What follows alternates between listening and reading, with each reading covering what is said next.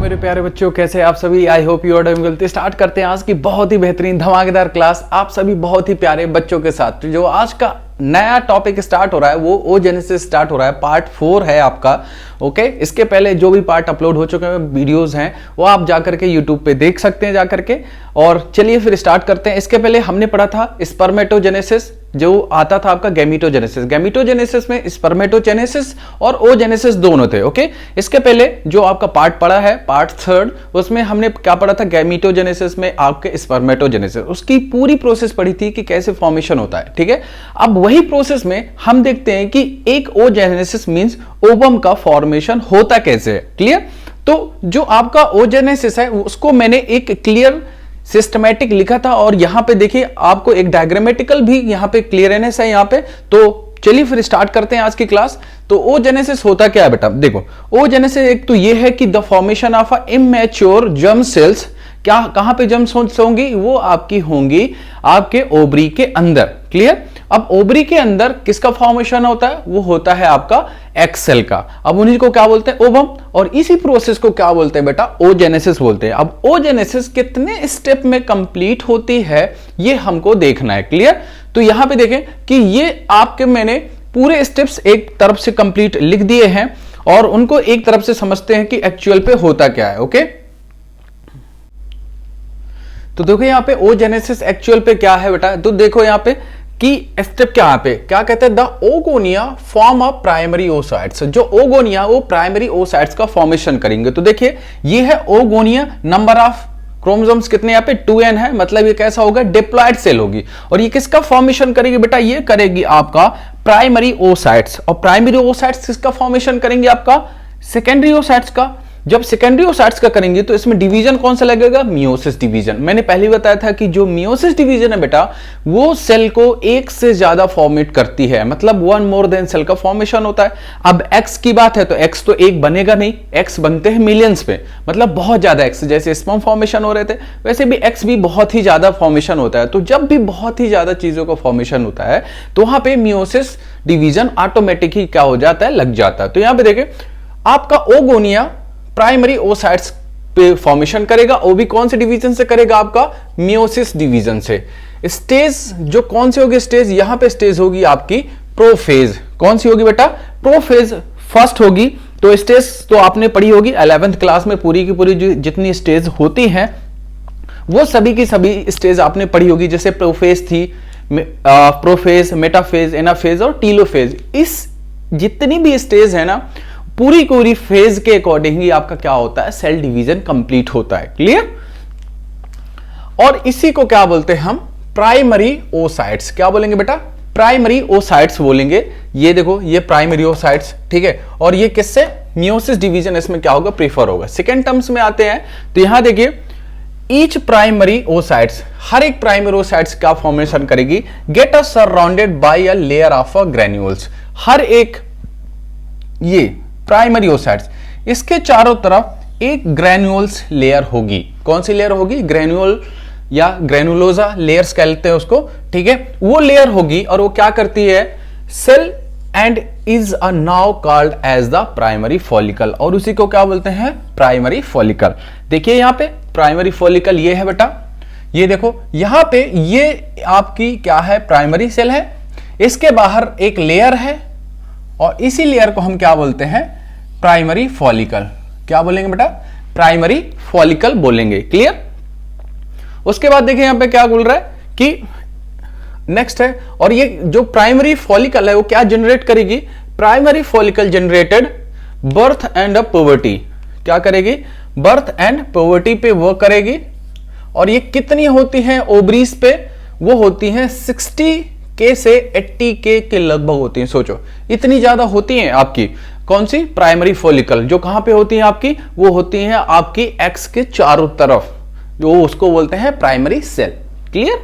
Next term की बात कर रहे हैं बेटा, बाकी जो रिमेनिंग बची हुई है, बाकी जो बची सेल हैं वो क्या करेंगे, तो कुछ ना कुछ तो फॉर्मेशन करेंगे। तो किसका फॉर्मेशन करेंगे, देखो रिमेनिंग प्राइमरी फॉलिकल इतनी कंप्लीट हो चुकी है, जो बाकी बच्चियों क्या कर रही हैं, रिमेनिंग प्राइमरी फॉलिकल जेल surrounded by a more layers. अब जो बाकी बची हैं उनके चारों तरफ भी एक लेयर कंप्लीटली बनती जाएगी और वो लेयर बना के क्या बनेगी बेटा, वो बनाएगी आपकी granulosa cells as well as new theca, एक न्यू सेल्स का फॉर्मेशन करेगी और उसी सेल को क्या बोलेंगे हम, सेकेंडरी फॉलिकल। क्या बोलेंगे बेटा, सेकेंडरी फॉलिकल।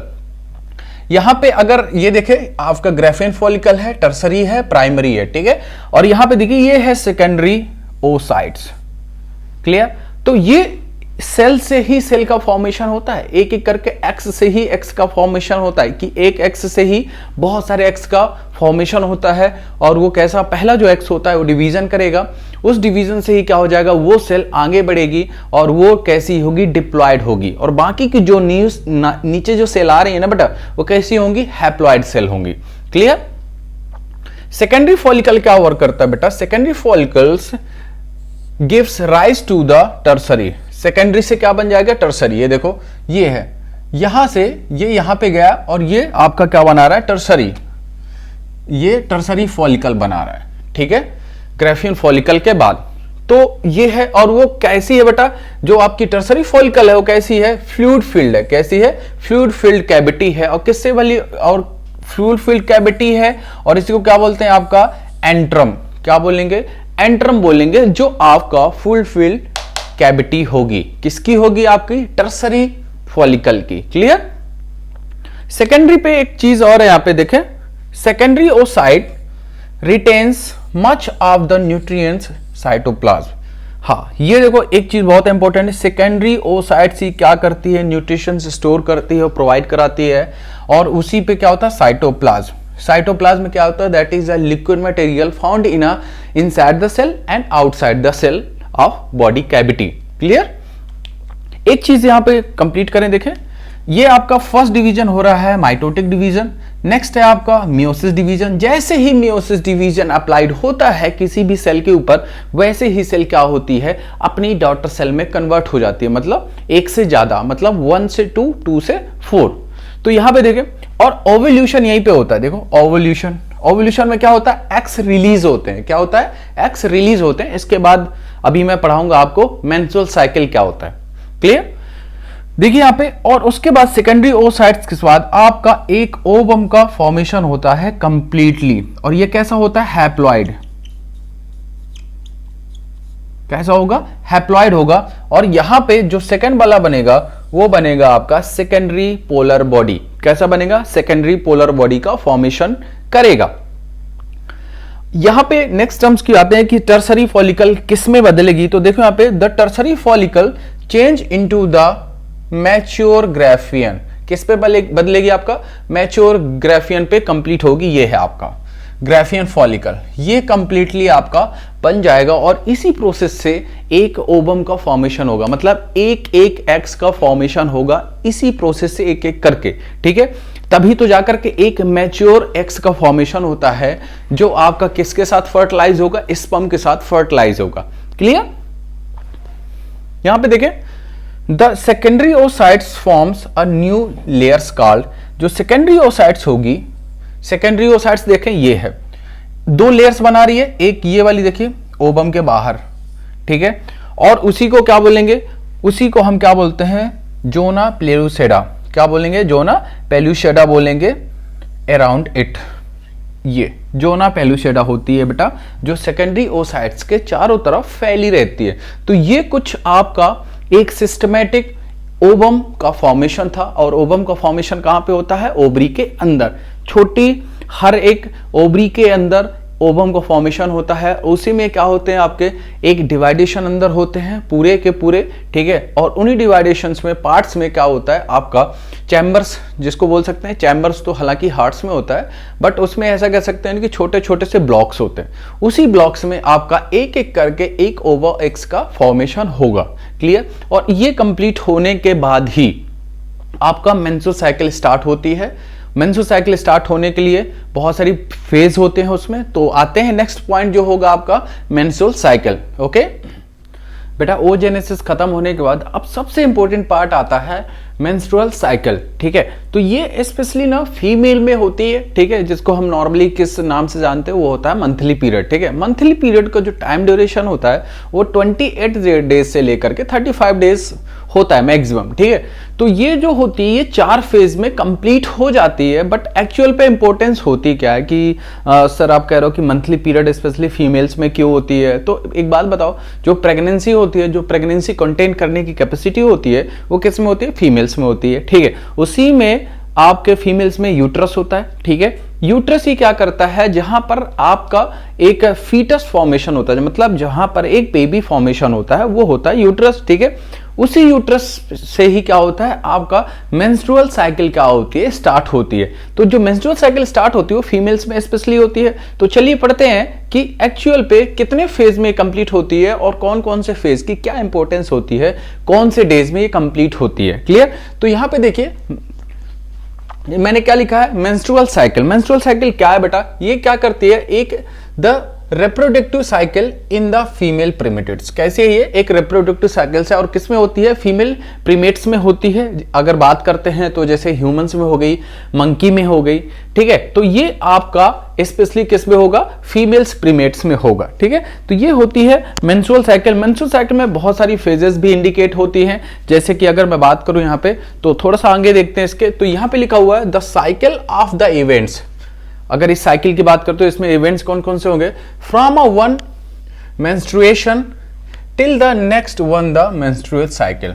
ये पहले से लेकर के लास्ट तक कंप्लीट होती है। और इसमें एक्चुअल पे क्या है? Production of oocytes. यहां से शुरू से लेकर के अंत तक में ओसाइट्स का क्या होता है? प्रोडक्शन होता है। और यही एक चीज बता देता हूं आप लोगों को कि इसी साइकिल पे, हर एक साइकिल पे एक एक्स रिलीज होता है, ओवम एक्स रिलीज होता है हर एक साइकिल पे। क्लियर?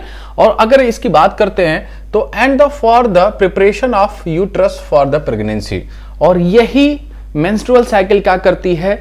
आपके यूट्रस को प्रिपेयर करती है किसके लिए? प्रेगनेंसी के लिए। अगर एक चीज है कि अगर मेंस्ट्रुअल साइकिल फीमेल्स पे ना होना तो बेटा प्रेगनेंसी के कोई चांस नहीं हो सकते, कभी भी नहीं हो सकते, ठीक है। इसलिए मेंस्ट्रुअल साइकिल पर मंथ में होना बहुत जरूरी होता है। अगर मेंस्ट्रुअल साइकिल किसी मंथ में रुक जाए तो वो ये भी हो सकता है कि वो प्रेगनेंसी हो चुकी है, ये प्रेग्नेंट हो चुकी है कोई फीमेल्स, ठीक है, ये भी हो सकता है। अदरवाइज कोई कुछ बॉडी हेल्थ की वजह से भी वो रुक चुकी है, ठीक है। तो ये बहुत सारे रीजंस होते हैं stop of a menstrual cycle के। तो ये कब से कब तक होती है बेटा? 28 डेज टू 35 डेज इसका मैक्सिमम टाइम ड्यूरेशन होता है। क्लियर? और हर एक साइकिल पे आपका 1x रिलीज होता है, 1x रिलीज पर साइकिल। क्लियर? तो ये कुछ मेंस्ट्रुअल साइकिल होती हैं फीमेल्स पे, ठीक है, जो बहुत ही जरूरी होता है फॉर अ प्रेगनेंसी। इसको हम क्या करते हैं? 3 पार्ट्स में डिवाइड करते हैं। पहला होता है मेंस्ट्रुएशन, दूसरा है मेनार्की एंड तीसरा है मेनापॉज, ठीक है। तो मेंस्ट्रुएशन क्या होता है ये तो आपको पता है कि मेंस्ट्रुएशन अभी मैंने बताया। दिस प्रोसेस बाय विच क्या क्या इसमें रिलीज होता है बेटा? ब्लड रिलीज होता है साथ में, और क्या होता है? म्यूकोजल टिश्यू इसके साथ रिलीज होते हैं। ब्लडिंग जब होती है ना, तब की बात करो, ब्लडिंग के साथ आपका म्यूकोजल टिश्यू और आपका ब्लड साथ में रिलीज होता है। और वो ब्लड कैसा होता है? उस ब्लड में एक तो ये हो जाएगा कि अनवांटेड मटेरियल होंगे, ठीक है, वेस्ट ब्लड होगा। क्लियर? और वो क्या होता है? रेगुलर डिस्चार्ज होता है। कैसा? रेगुलर डिस्चार्ज होता है। स्टार्टिंग के कहना चाहिए ना कि 3 से 5 डेज या 7 डेज, मोस्टली 7 डेज एवरेज नहीं कह सकते मैक्सिमम, बट मोस्टली अगर कहना चाहिए ना तो 1 से 4 दिन तक रेगुलर आपका ब्लड डिस्चार्ज होता है, ठीक है, वेजाइना से, ठीक है।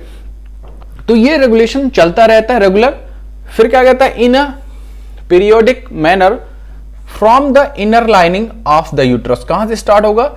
Inner lining of a uterus से। यहीं से आपका क्या होगा? ब्लड रिलीज होगा और उसी के साथ म्यूकोसल टिश्यू भी रिलीज होंगे साथ में। कहां पे होगा बेटा? Through a vagina. और इसी को क्या बोलते हैं हम? मंथली पीरियड बोलते हैं, जिसको हम क्या बोलते हैं? मेंस्ट्रुएशन। अगर नेक्स्ट बात करते हैं मेनार्की। मेनार्की क्या होता है? Starting of a menstrual cycle कि कब से स्टार्ट होती है। तो अगर बात करें कि menarche signals the beginning of the reproductive age in a females, कि अब वो रिप्रोडक्टिव एज स्टार्ट हो चुकी है। तो अगर मैं ये बात करूं कि कब से कितने साल से स्टार्ट होती है, बट लगभग ये 12 to 13 ईयर्स,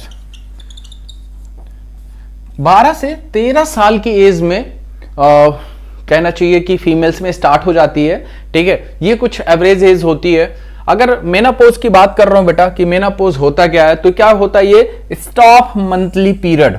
मेनापोज पे क्या हो जाएगा, अब मंथली पीरियड स्टॉप हो चुके हैं, अब वो नहीं होगा, अब हर मंथ में आपका मंथली पीरियड नहीं होंगे, वो रुक जाएंगे हमेशा के लिए। और वो कौन सी एज होती है बेटा, वो होती है आपकी 45 से 50 ईयर्स। मतलब अगर एक चीज है कि अगर मैक्सिमम देखें तो 52 ईयर्स होती है, बट 45 से 50 साल की एज में आपका मेंस्ट्रुअल साइकिल रुक जाएगी, उसके बाद प्रेगनेंसी होने के कोई चांसेस नहीं होंगे। क्लियर। चलिए फेज की बात करते हैं, तो इसमें 4 फेज होती हैं, जिसमें से पहले मैंने लिखी हुई है मेंस्ट्रुअल फेज, मैंने यहां पे लिखी है। तो मेंस्ट्रुअल फेज देखो कब से कब तक होती है बेटा, 3 से 5 दिन तक रहती है ये। ठीक है, ये 3 से 5 दिन तक मेंस्ट्रुअल फेज रहती है। और इससे इस पे क्या होता है, it occurs due to break down of endometrial lining. और इसी साइकिल में क्या होता है कि इंडोमेट्रियल लाइनिंग क्या होती है, ब्रेक डाउन होती है यूट्रस की। क्लियर। और इसी के साथ क्या होता है, और ब्लड वेसल्स भी क्या होती हैं, ब्रेक डाउन होती है, जिसकी वजह से ब्लड क्या होता है, ब्लीडिंग होती है या रिलीज होता है उसके साथ म्यूकोसल टिश्यू के साथ। तो ये उसकी साइकिल पे कंप्लीट होता है, उसको होते हैं मेंस्ट्रुअल फेज। और इसी में क्या रिलीज होता है बेटा, अनफर्टिलाइज्ड ओवम। जो उसमें अनफर्टिलाइज्ड ओवम होते हैं, फर्टिलाइज हो जाएगा तो प्रेगनेंसी हो जाएगी, दिमाग रखना। ठीक है, उसी के साथ अनफर्टिलाइज्ड ओवम कम्स आउट, कहां से बाहर आ जाएंगे, वो वेजाइना से बाहर आ जाएंगे। ठीक है, उसी के साथ आपका WBC भी रिलीज होगा, व्हाइट ब्लड सेल्स। ठीक है, आगे बात करते हैं यहां पे lack of the menstruals generally indicates pregnancy. अरे ये क्या बात कर रहा है, यहां पे कह रहा है कि अगर मेंस्ट्रुअल साइकिल नहीं होगी तो ये प्रेगनेंसी को इंडिकेट करेगी, अगर नहीं हो रही तो। बट ऐसा तो नहीं है ना, किसी के हेल्थ की वजह से तो प्रॉब्लम हो सकती है। अब ऐसा नहीं, कोई फीमेल्स में अगर मेंस्ट्रुअल साइकिल नहीं हो रही है, मंथली पीरियड नहीं हो रहे हैं, तो बेटा वो ऐसा थोड़ी है कि वो जाकर के प्रेग्नेंट हो गई या प्रेगनेंसी हो गई हो, तो ऐसा तो होगा नहीं भाई, कभी तो ऐसा कुछ किया नहीं, तो प्रेग्नेंट कहां से हो गए, भगवान ने दे दिया क्या, ऐसा नहीं होगा। ठीक है, तो ये कैसा है, ये कुछ आपका may also be due to, ये स्ट्रेस की वजह से भी कुछ हेल्थ प्रॉब्लम हो सकती है, या पुअर हेल्थ अगर है तो उसकी वजह से हो सकती है, या कोई आपको डिसीज है।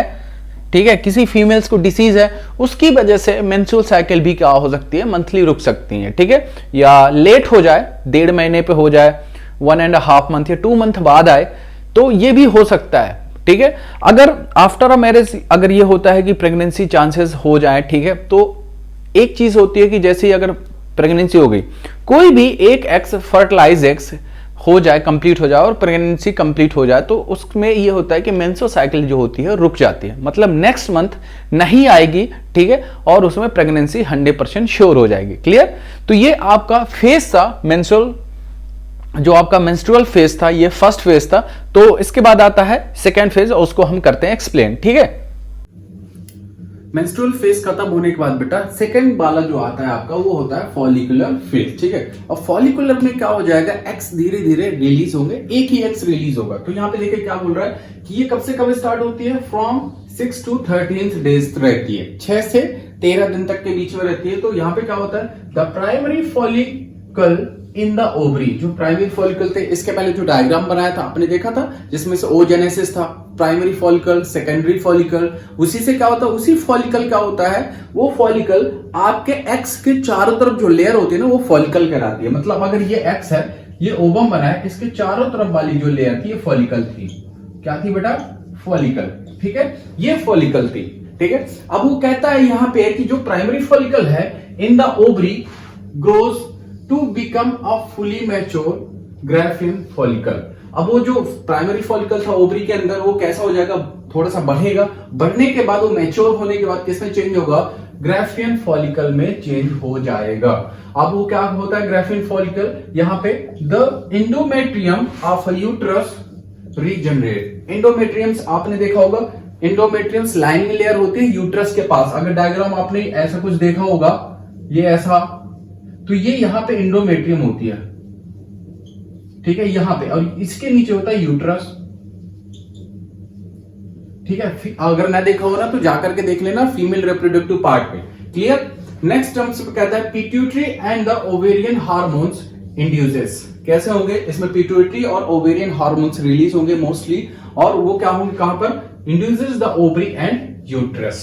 यूट्रस और ओवरी से क्या हो जाएंगे? धीरे धीरे रिलीज होने स्टार्ट हो जाएंगे, और उस पे ल्यूटियम्स हार्मोन्स, फॉलिकुलर स्टिमुलेट हार्मोन्स क्या हो जाएंगे? मोस्टली ज्यादा रिलीज होंगे आपके मेंस्ट्रुअल साइकिल के टाइम पे। ज्यादा से ज्यादा ये हार्मोन्स होंगे, और ये हार्मोन्स क्या करते हैं? एक्साइटमेंट बढ़ाते हैं। जितने भी फीमेल्स होती हैं, जब उनका एक मंथली पीरियड स्टार्ट होगा तो उनके अंदर एक्साइटमेंट बढ़ाएंगे एक सेक्सुअल एक्टिविटी के लिए। और दूसरा क्या हो जाएगा? यही प्रॉब्लम्स डालते हैं आपके वेजाइना में ईचिंग होती है, तो ये कुछ प्रॉब्लम्स डालते हैं वहां पर, और ये आपके सेक्सुअलिटी को भी बढ़ाते हैं। Increase the during this phase the growing follicles secrete estrogens. क्या करेंगे? ये क्या करेंगे? फॉलिकल्स स्टेज पे क्या करेंगे? एस्ट्रोजन्स को ज्यादा रिलीज कराएंगे। एस्ट्रोजन्स हार्मोन्स होता है जो प्रेगनेंसी में बहुत ही ज्यादा हेल्प करता है, और वो आपके सेक्सुअल एबिलिटी को क्या करता है? इंक्रीज करता है। बोथ LH एंड FSH क्या कहता है कि LH एंड FSH हार्मोन्स जो थे, वो आप एक हार्मोन्स के बारे में मैंने पहले भी वीडियोस बना चुका हूं, तो आप एक बार देख लेना जा करके, ठीक है। और ये हाईएस्ट लेवल पे होते हैं बेटा, कौन से डेज पे होते हैं? 14th डे पे ये सबसे ज्यादा हाई लेवल्स पे रहते हैं ये। और एक बात बता देता हूं, जब ये हार्मोन्स ज्यादा रिलीज होते हैं ना उस टाइम पे एक चीज बहुत ही ध्यान रखने वाली चीज होती है कि उस टाइम पे कोई भी क्वाइटस नहीं होना चाहिए, मतलब कोई भी सेक्सुअल एक्टिविटी नहीं होना चाहिए, नहीं तो प्रेगनेंसी के चांसेस ज्यादा हो जाते हैं। क्यों? क्योंकि उसी फेज पे आपका ओव्यूलेटरी फेज स्टार्ट होती है, मतलब कि आपका ओव्यूलेशन स्टार्ट होता है, जहां पर आपका एक एक्स रिलीज होता है। अब वो अगर एक्स रिलीज हो गया, वो एक्स कहां पे आ जाएगा? आपका यूट्रस के पास। अब वो यूट्रस के पास आ जाएगा तो ये सिंपल सी बात है कि जब यहां से स्पर्म रिलीज होगा तो यूट्रस के पास ही है, मतलब वो उसको आपको आगे जाना ही नहीं है, तो वो यूट्रस के पास ही है, तो वही फर्टिलाइज कर लेगा। जब वही फर्टिलाइज कर लेगा तो प्रेगनेंसी के चांस क्या हो जाएंगे? ज्यादा हो जाएंगे। तो हमें थोड़ा सा ध्यान देने वाली चीज होती है ये, ठीक है। तो नेक्स्ट आते हैं ओव्यूलेटरी फेज क्या होती है कि ओव्यूलेशन क्या होता है। ये आपका स्टार्ट होता है मोस्टली 14 डेज से 28 डेज के बीच में होता है। इस पे सबसे ज्यादा जो इंक्रीज होता है rapid secretion of LH and, देखो सबसे ज्यादा सेक्रीशन किसकी रहती है? न्यूट्रिएंट्स हार्मोन्स जो होता है उसकी ज्यादा रहती है, और LH सर्ज इंड्यूसेस रपर्चर मतलब होता है टूट जाना, बिखर जाना, ठीक है। और वो जो इसमें सबसे ज्यादा अगर रिलीज होगा तो इसमें रपर्चर्स ऑफ द ग्राफियन फॉलिकल, और ग्राफियन फॉलिकल क्या हो जाएगी? टूट जाएगी। अगर ग्राफियन फॉलिकल टूटेगी तो आपको पता है अगर ये वाली लेयर टूटेगी तो अंदर क्या बचा? अंदर बचा ओवम। क्या बचा बेटा? ओवम। अब बाहर की लेयर तो ब्रेक डाउन होगी, तो बाहर की लेयर ब्रेक डाउन होगी तो ओवम क्या होगा? रिलीज होगा। तो ग्राफियन फॉलिकल रिलीज ओवम। अब ये क्या करेगा? ओवम रिलीज करेगा, और इसी प्रोसेस को क्या बोलते हैं हम? ओवल्यूशन। क्या बोलेंगे बेटा? ओव्यूलेशन बोलेंगे। आपके एग्जाम में आता है कि what is the ovulation phase. तो ओव्यूलेशन फेज में क्या होता है कि ग्राफियन फॉलिकल क्या होती है? ब्रेक डाउन होती है। ब्रेक डाउन होने के बाद वो क्या करती है कि ओवम रिलीज कर देती है। क्लियर? नेक्स्ट फेज पे आते हैं, ल्यूटियल फेज क्या होती है। Luteal phase, the remaining part of the rupture, जो बाकी बचा हुआ पार्ट क्या हो जाएगा? टूटेगा। टूटने के बाद क्या होगा? किस में बदल जाएगा? वो बदलेगा आपका कार्पस ल्यूटियम पे। किस पे चेंज होगा बेटा? कॉर्पस ल्यूटियम पे चेंज होगा, जो बाकी बचा हुआ ग्राफियन फॉलिकल का पार्ट है। क्लियर? नेक्स्ट है आपका corpus luteum secreted large amount of progesterone. जो आपका कॉर्पस ल्यूटियम है वो सबसे ज्यादा प्रोजेस्टेरॉन हार्मोन्स रिलीज करेगा। दिमाग में रखना कि सबसे ज्यादा प्रोजेस्टेरॉन आपका ल्यूटियल फेज पे ज्यादा रिलीज होता है। क्लियर? और ये क्या करता है बेटा? ये करता है आपके इंडोमेट्रियम को मेंटेन करके रखता है। किसको? इंडोमेट्रियम। इंडोमेट्रियम होती कहां पे है? इंडोमेट्रियम आपके यूट्रस के पास होती है। जो लाइनिंग लेयर होती है ना, वो होती है आपकी इंडोमेट्रियम। इंडोमेट्रियम पे ही आपका वन जो एक्स रिलीज होता है ना ओव्यूलेशन, वो इंडोमेट्रियम लेयर पे आकर के ही लाइनिंग पे क्या आकर के रुक जाता है। ठीक है। नेक्स्ट है यहाँ पे इंडोमेट्रियम और क्या करती है, देखें यहाँ पे endometrium necessary for the implantation. किसके लिए? इम्प्लांटेशन। इम्प्लांटेशन क्या होता है? जब भी आपका एक एक्स किसी स्पर्म के साथ फर्टिलाइज हो जाता है तो वो जाकर के दूसरे पार्ट में या सेकंड पार्ट में यहां पर जाकर के, मैंने यहाँ पे डायग्राम बनाया था ना ये वाला, ये यहां से इस वाले पार्ट में क्या हो जाएगा आपका इम्प्लांट हो जाएगा और वहां से क्या हो जाएगा, एम्ब्रियो का फॉर्मेशन होगा। Clear? Of the fertilised ovum, और ये क्या करता है, ये मेंटेन करता है प्रेगनेंसी को। सिंपल सी बात है कि अगर फर्टिलाइजेशन की प्रोसेस हो जाएगी, फर्टिलाइज हो जाएगा एग्स, तो प्रेगनेंसी को कंटेन करके रखेगा, वो मेंटेनेंस कंप्लीट करेगा। अगर कोई फर्टिलाइजेशन, क्या कहता है, if fertilisation does not occurs, अगर कोई फर्टिलाइजेशन नहीं होता है, कोई या रीजन हो जाए, फिर भी स्पर्म गया और वहां से एग्स रिलीज हो गए और फर्टिलाइजेशन की प्रोसेस नहीं हुई, तो फिर क्या होगा, द कॉर्पस ल्यूटियम्स डीजनरेटेड। अब फिर से एक्स क्या हो जाएगा, रिलीज होगा बेटा, फिर से एक्स रिलीज होगा और एक्स रिलीज होने बाद to form the corpus albicans, क्या हो जाएगा, वो वापस आकर के फिर से आपका वहां कहां पर के, आपका एंडोमेट्रियम में फिर से आकर के रिलीज हो गया। लेकिन उस टाइम पे नहीं, वो आएगा नेक्स्ट साइकिल पे, जो नेक्स्ट मंथ की साइकिल होगी ना, उस साइकिल पे आपका आ जाएगा। इस साइकिल का तो एक एक्स क्या हो जाएगा, डिफ्यूज हो चुका। ठीक है, नेक्स्ट है, और नेक्स्ट उसके बाद क्या कहता है कि to form the corpus albicans which does not secrete progesterone. अब क्या हो जाएगा, प्रोजेस्टेरोन रिलीज नहीं करेगा क्योंकि वो अनफर्टिलाइज हो चुका है। अगर उसके बाद कहते हैं कि the endometrium leading to the menstruation, अब फिर से एंडोमेट्रियम क्या हो जाएगी कि जो आपके प्रेगनेंसी के चांस थे वो खत्म हो चुके हैं, तो फिर से एंडोमेट्रियम क्या करेगी, आपकी मेंस्ट्रुअल साइकिल को फिर से क्या करेगी, रिसाइकिल कर देगी। मतलब कि प्रेगनेंसी नहीं हुई है तो मेंस्ट्रुअल साइकिल भी नहीं रुकेगी, तो उसमें क्या हो जाएगा कि एंडोमेट्रियम क्या करेगी, फिर से ब्लडिंग करने स्टार्ट करेगी। उसके बाद म्यूकोसल जो टिश्यू है, म्यूकोसल टिश्यू और ब्लड, ये दोनों क्या हो जाएंगे, हर स्टेज में फिर से स्टार्ट हो जाएंगे, मतलब रिलीज हो जाएंगे और आपका मंथली पीरियड फिर से चलने लगेगा अगर फर्टिलाइजेशन की प्रोसेस नहीं होती है। तो ये आपके कंप्लीट कुछ चीजें कंप्लीट मैंने यहाँ पे करा दी है, पूरे फेज कंप्लीट करा दिए हुए हैं। तो आज का जो पॉइंट थे वो थे आपके ओजेनेसिस और मेंस्ट्रुअल साइकिल, तो ये दोनों के दोनों पॉइंट कंप्लीट हो चुके हैं अच्छे से। आई होप आपको ये चीजें समझ में आ गई होंगी। तो वीडियोस को लाइक करो, शेयर करो एंड कमेंट्स करो एंड ज्यादा से ज्यादा इसको शेयर करो। ठीक है, आपके सरकारी चैनल है। ओके, तो आज के लिए इतना ही था। ओके, तो फिर मिलते हैं नेक्स्ट वीडियोस में। आज के लिए the class is OVER, bye bye and take care.